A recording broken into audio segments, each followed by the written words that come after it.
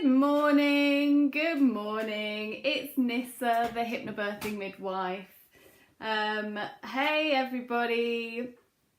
I'm going to be talking about pelvic floor health today. And I would love to hear from you guys. So I really want to hear about your pelvic floor personal experience. If you are, midwife, doctor, reflexologist, osteopath, anything like that, I'd love to hear from you guys as well. So I want to really open up the debate around pelvic floor health. So it's going to be Pelvic Floor Week on my Facebook and my Instagram page, and over the next few weeks I'm going to be sharing some of my own pelvic floor journey and also some of the best resources and information that I've come across, because it's kind of difficult. There isn't that much out there at the moment, but it is a real women's issue. I think this is a women's health issue.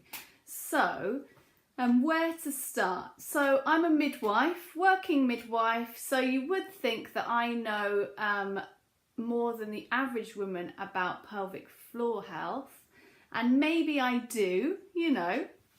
As midwives, part of our job is doing vaginal examinations, so I have a good understanding of anatomy and physiology, so that's one thing. So yeah, that's good.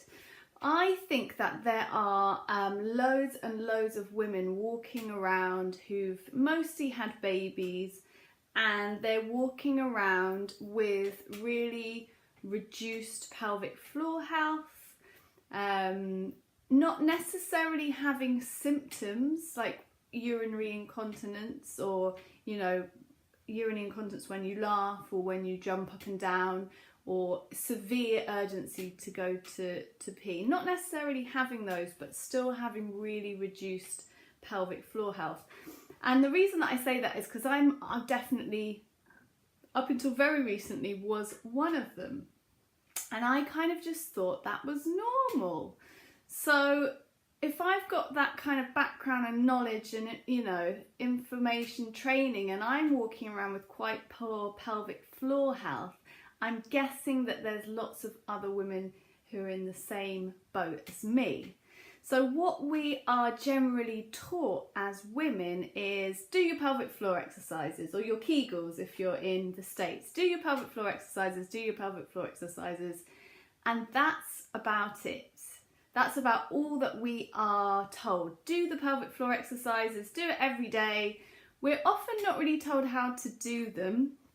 And even if we are told how to do them, actually that isn't enough.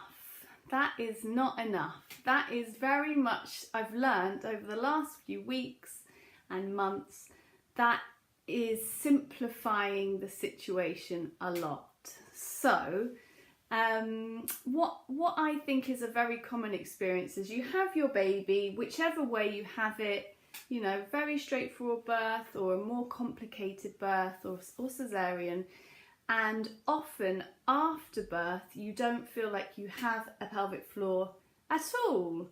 I remember after having my daughter, it felt like there was a big void there. There was nothing there, literally like, the first few days there's nothing inside of me. And I think that is very, very normal. So for anyone that's watching who's just had a baby that's experiencing that, please don't worry. That is definitely normal, and that can go on for definitely a few days or a week or few weeks. But then as you get further along in the journey, there isn't much support or information about improving that situation, except do your pelvic floor exercises. So when I had my daughter, I did my pelvic floor exercises, multiple times per day for a few weeks. And my pelvic floor health definitely improved. I felt like I had some muscles there again, which was good. And after a few weeks, maybe months, I can't really remember, it's like 10 years ago, I stopped doing my pelvic floor exercises, and I kind of thought, well, this is what it is, I kind of have urgency when I need to wee. Like when I need to wee, I've got to go right now. I have to go and pee. That went on for a few years, and I just accepted that as normal. So if anybody's watching now and they feel that, and it's been more than a few weeks after your baby's born, that is not something that you have to put up with, and that is not normal as well. That really means that your pelvic floor is weak. So that's one thing. And what do you do? So if that's the case, you might go to your GP, so it's been more than 6 weeks. You go to your GP and you say, I'm a bit concerned. And generally, if you haven't got the more severe problems like urinary incontinence or a proper prolapse, then they're going to say, oh, it's normal, don't worry, it's fine, it'll get better. But that's not really the case. So what happens is, like me, I went on for years with not great pelvic floor health, and if I'd let that carry on, so I'm only 35, if I let that carry on for next, say, 20 years, eventually the pelvic floor will get so weak and so tired that in my maybe 50s, when my hormones reduce and I go through menopause, that's when the real problems will rear their head. So, for example, my mum, I know, had a prolapse. It's very common in women in their 50s and 60s to experience prolapse. It's not something that we talk about at all. It's really taboo. It's like that women's health stuff that we're not meant to talk about. But actually that can happen if you've had this poor pelvic floor health for years and years and years. So what I want to do over the next, definitely this week, guys, is get us talking about this issue. So I would love to hear from you guys. If you are comfortable to share your own personal story, you can write in the comments of this video, or if you want to share on Instagram, guys, use the hashtag how's your pelvic floor and tag me in it. And I'll be reposting your stories, of course, with permission from Instagram if you've got a public account. So I'd really like to share this with everybody so that we can start to open up the dialogue about our pelvic floor. So I'm going to be sharing an amazing book that I've been reading, maybe tomorrow, maybe later in the week. And one of the things in that book that it talks about is actually giving yourself permission to feel inside your vagina and see what's going on inside. So that's, I don't know how that sounds to you guys watching. Let me know, does that sound weird? Does that sound totally fine? What I realised when I read this, so it's called non-sexual vaginal massage, you know, nothing to do with sex. It's about feeling your own body, getting to know your own body, and beginning to understand what's actually going on inside that muscle. What I realised when I read that in the book is that, like, although I'm a midwife and yeah, I might feel inside once in a blue moon to check my coil's still there, actually I've never thought to do that. I've never thought to systematically feel inside my own vagina, it's mine, and check that what's going on in there, you know, what's really going on with the muscle. And when I actually did it, I realised that inside there are parts which are a little bit sensitive. There are parts where I can't actually feel much at all. It's a bit numb inside in certain areas.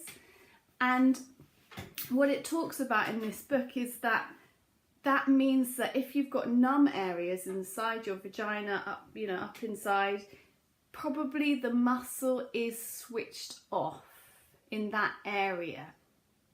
So let me have a little sip of tea because I'm getting, a bit enthusiastic. So if you've got a part inside your vagina that's switched off, the muscle, fibres are turned off, it doesn't matter how often you do your pelvic floor exercises, because that part of the muscle isn't going to do any work. It's not going to react. You're not going to strengthen it because it's off. So what you're doing effectively is you're strengthening all of the rest, and it's like a tube inside your vagina. It's like a long tube. You're strengthening all of it except for the part which is a bit, turned off, and you're going to cause a lot of tension in one part, and the part that's not working, the rest of it is going to compensate for that. And that's when you're going to find misalignment inside, and it's not that you're going to cause damage, but if you're not going to actually address the problem of what's going on with those muscles inside. And that was a real breakthrough for me. I was like, oh my goodness, okay, this is far more complicated than just do your pelvic floor. The muscles internally are complex. There's a lot of structures, ligaments, muscles. They're all connected. Your cervix is connected obviously to your vagina, and then your womb and your ovaries. It's all linked with fascia and the pelvic floor muscle. So that's what I want to be exploring this week, guys. So getting a bit deeper than just do your pelvic floor, starting to think about what's essentially kind of a feminist issue of why don't we feel or know about our own internal body as women. Why aren't we thinking, well, I'm going to check inside myself, We always go to the GP or the urologist, the gynae, the doctor, but actually some of this stuff we can be doing ourselves through own, massage, being a bit more mindful about how and when we do our pelvic floor exercises. And I have to say, there's a couple of things that I've been doing over the last, since July, August, 8 weeks, and I've really experienced massive improvement in my pelvic floor strength. And not only the strength, but how I feel connected to that part of my body, so the root. It's very grounding, very empowering as a woman to feel connected to that part of your body inside. So I'm going to be sharing some of that later in the week as well. But I'll stop there because I could talk forever. But please get stuck in, guys. Comment below with your own pelvic floor stories, positive stories, problems, any issues that you have if you want to discuss them, or post your story on Instagram with the hashtag how's your pelvic floor and tag me in there, and I'll be sharing. And have a great week, guys. It's Monday if you're watching it live, and if not, I'll catch you later in the week. Bye everybody.